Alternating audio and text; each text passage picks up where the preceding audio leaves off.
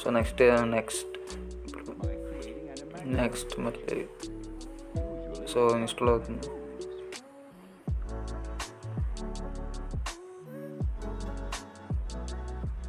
So finish.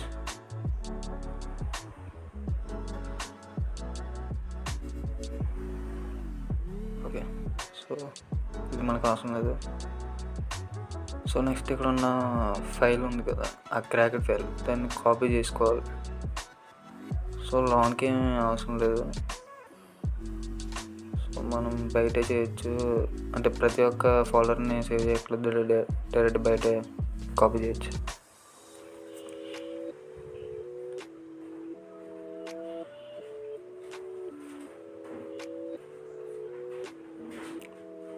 So file అయితే copy చేద్దాం. Okay, copy.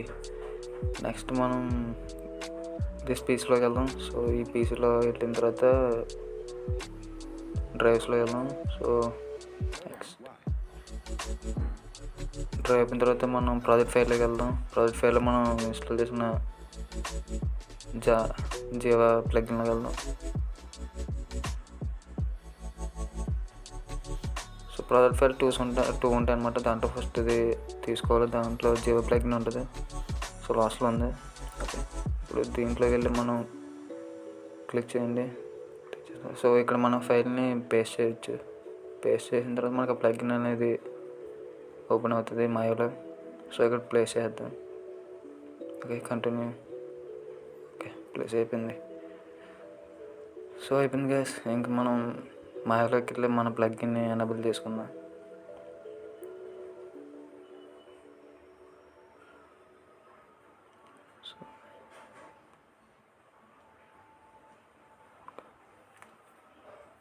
కొంచెం టైం పడుతుంది ఓపెన్ అవ్వడానికి. ఓకే, అయింది.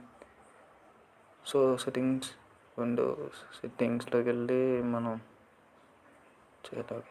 విండోస్ సెట్టింగ్స్లోకి వెళ్ళి ప్రిఫరెన్సెస్, ఇక్కడ